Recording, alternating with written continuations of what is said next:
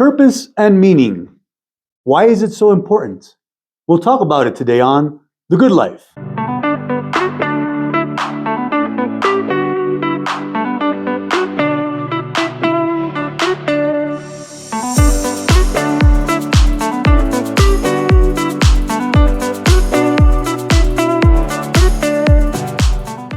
Welcome, friends, to another episode of The Good Life with Professor G. I'm Professor G, and this is The Good Life, like the sign says.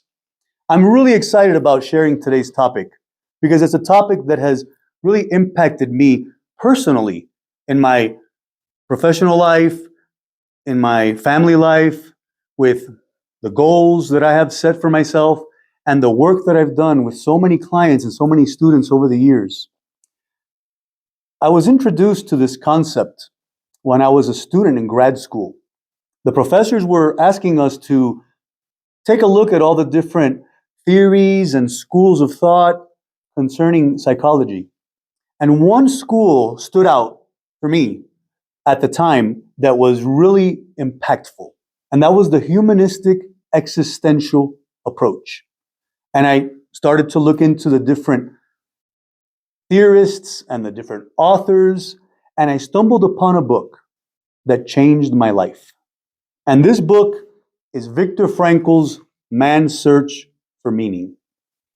So I read this book in short order. It's not a very long read. It's a fairly easy read.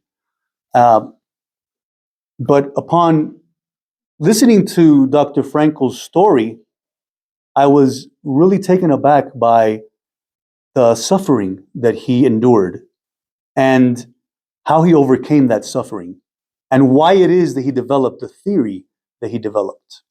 So let me give you a little background on Dr. Frankl.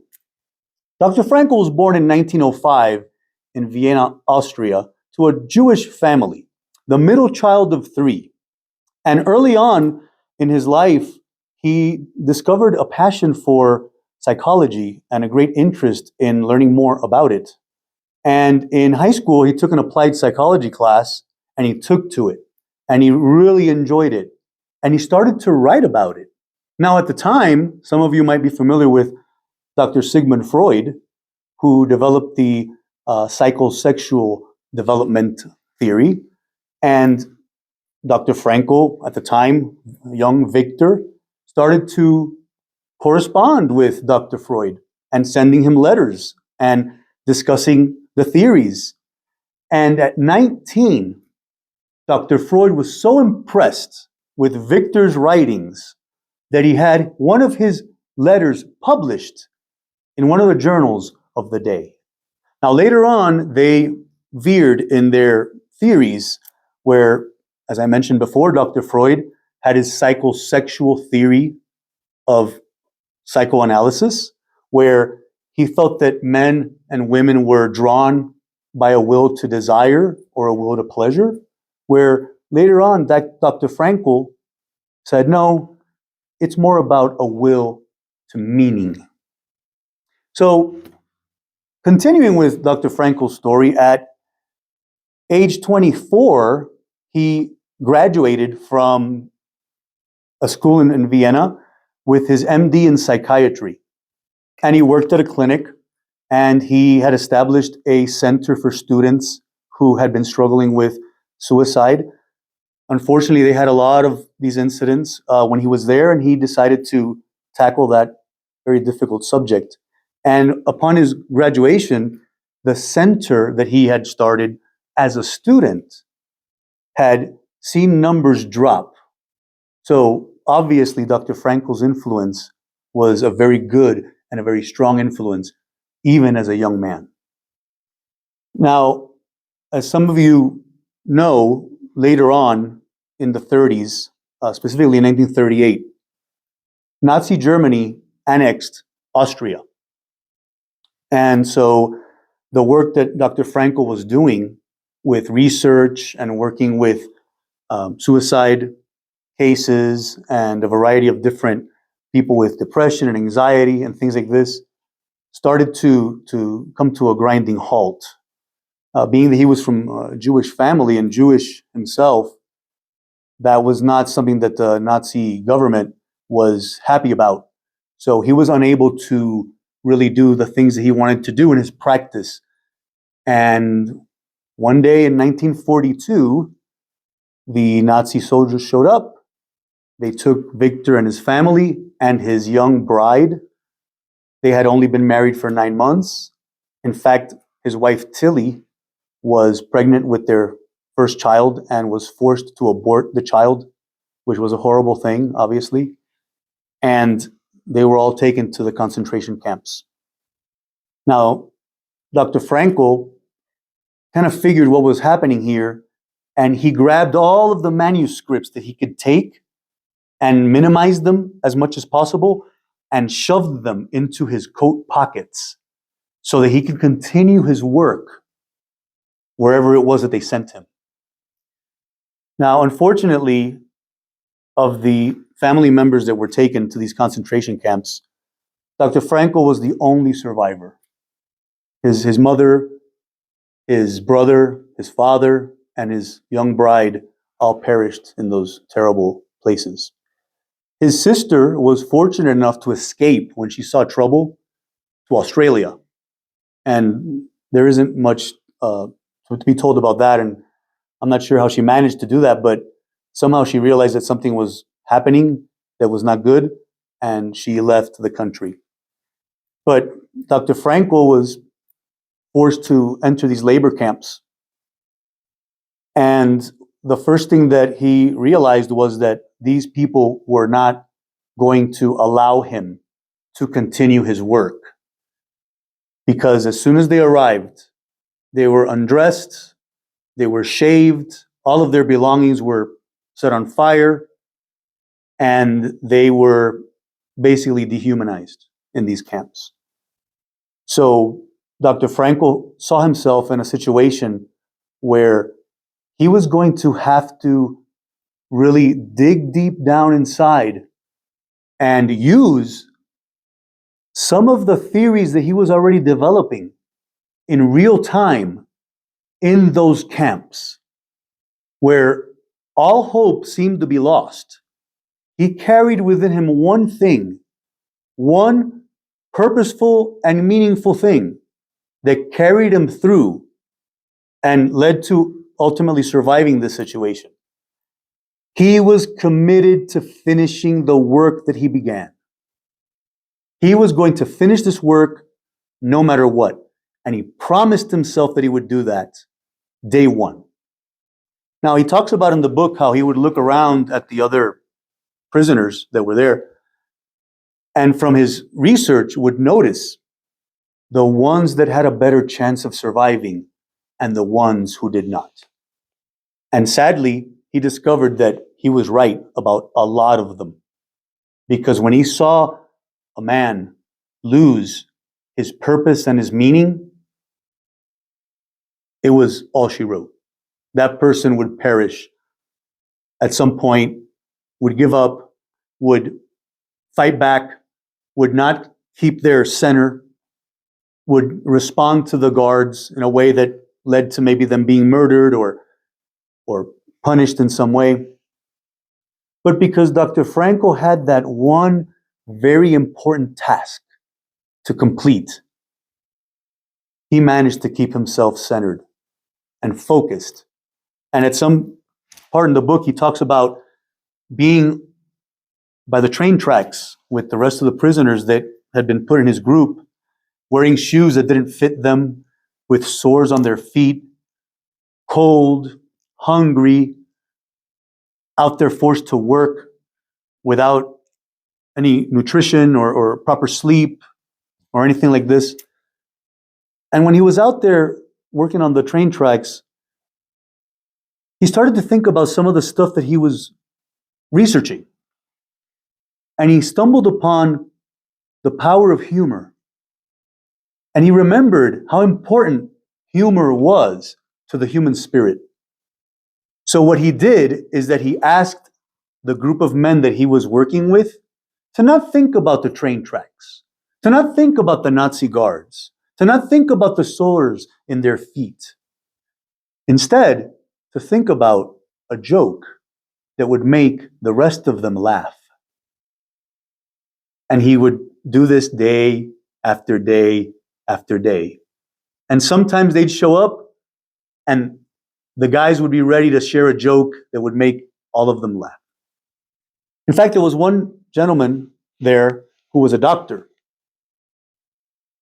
And the joke that he said was, can you imagine when we get out of here, which is another important point, having the hope that things would change. But can you imagine when we get out of here that my assistant during a surgery starts to scream at me like the guards do, hurry up, hurry up. And they all started to laugh, imagining that scene instead of thinking about all the awful stuff that they were dealing with. So Dr. Frankl used his research in real time during an intense amount of suffering and found a way to figure it out. Now, he befriended one of the guards who kind of got a liking to him and said, do you mind just finding a little pencil for me and little scraps of paper? So Dr. Frankl, in the evenings, would write down all of the things that he remembered from his research and would hide them in a crack in the wall. And that gave him the strength to continue day after day after day. Now, at some point, after about 3 years of being in 4 different concentration camps, he ended up in Auschwitz, which was historically perhaps the worst one. When the Allied forces showed up and freed the prisoners, Dr. Frankl ran to the crack in the wall and grabbed all of his stuff and shoved his pockets and ran out the gates. Now, alongside him was a guy who was with him there as a prisoner.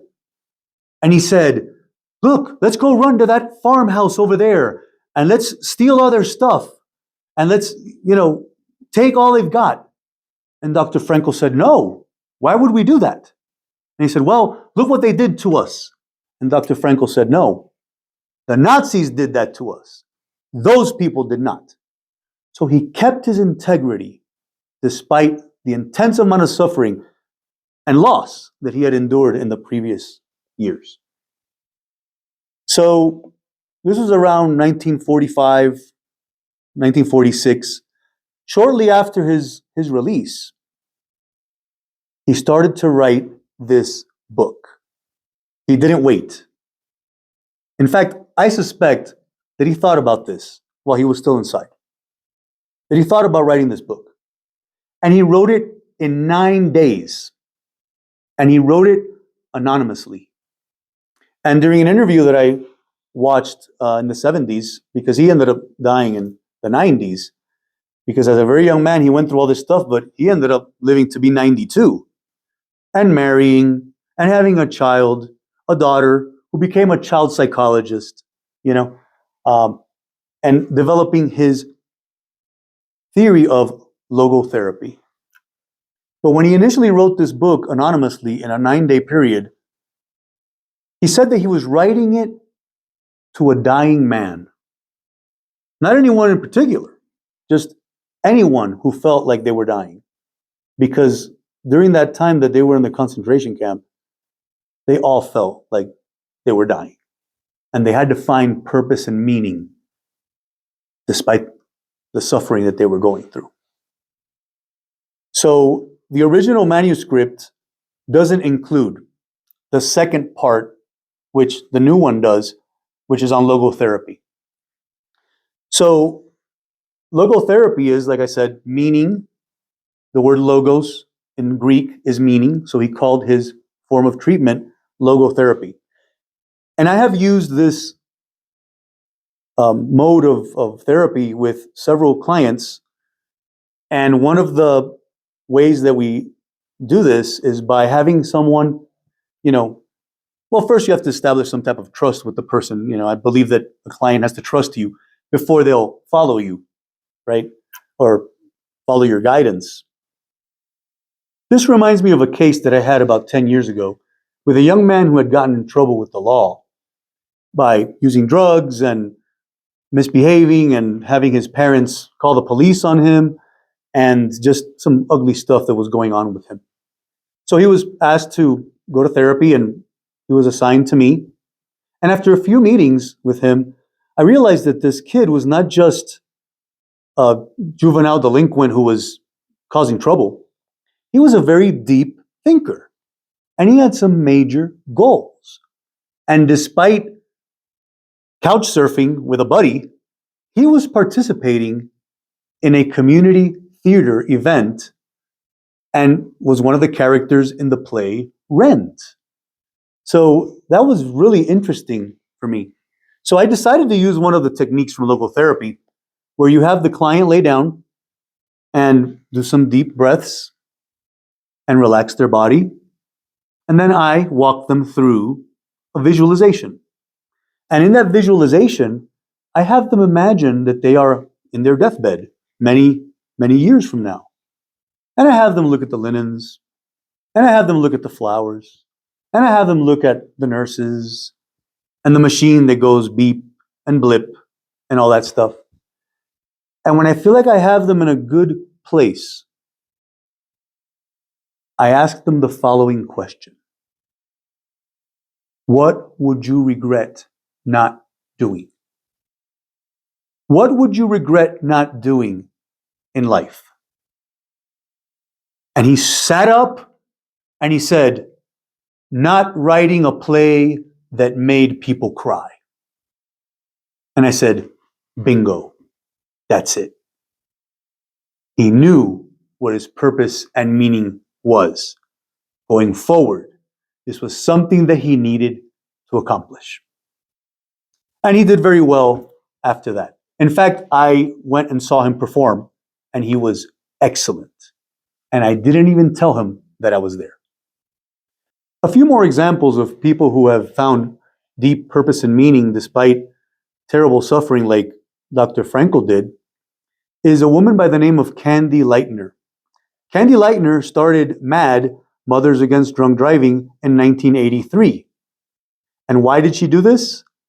Because unfortunately in 1980, her 13-year-old daughter, Carrie Lightner, was killed by a drunk driver. Now, I can't imagine what that would feel like to lose a child to a drunk driver. But Candy Lightner told herself at some point, my daughter's death will not be in vain. And she has helped millions of people across the globe. Who does not know MAD, Mothers Against Drunk Driving? Another person that some of you may know is Christopher Reeve, who in the 80s was Superman, right? He had a tragic accident where he was thrown from a horse during an equestrian tournament in the 90s and suffered a spinal cord injury and became a quadriplegic. Now, after the accident, for the next 10 years of his life until he passed away in the early 2000s, he was all about advocacy and research for spinal cord injury victims. So they found great purpose and meaning despite awful circumstances. Personally, I have found great purpose and meaning working with my clients, working with my students. Even doing these videos gives me a great sense of purpose and meaning. I'm blessed to be married to a woman who does jujitsu and has a tournament coming up very soon. And she finds great purpose and meaning in doing that sport. And my daughter, who's 9 years old, has found great purpose and meaning in writing her first comic book, Cat Girl. When she's in the zone and drawing and coming up with her stories, don't bother her. Trust me, don't bother her. So in the end, the question is, what is the purpose and meaning of your life? Maybe you haven't thought about that. I can tell you that people that don't have one tend to suffer from anxiety and depression, and sometimes lean on things like drugs or relationships that might not be the best for them. But someone who has found their purpose and meaning has a reason to wake up in the morning, is able to endure whatever comes their way because they have a goal. And that goal is to reach that thing that gives them purpose and meaning. What is that for you? I'd like to share a quote from Viktor Frankl, one of his many wonderful quotes. This is one of my favorites. And it says, "Everything can be taken from a man, but one thing, the last of human freedoms, to choose one's own attitude in any given set of circumstances, to choose one's own way. It is this spiritual freedom which cannot be taken away that makes life meaningful and purposeful." All right, guys, thank you so much for spending some of your valuable time with me today. And I'd like to finish off by saying 3 things. Change is inevitable, improvement is a choice, and it happens one day at a time. If today's video brought something good to your life, please like and subscribe, and share it with your family and friends. In addition, if you'd like individual counseling, I'm available in the state of Florida and in the state of Colorado, and my contact information is in the description below. Till next time, go ahead and have yourself a good life.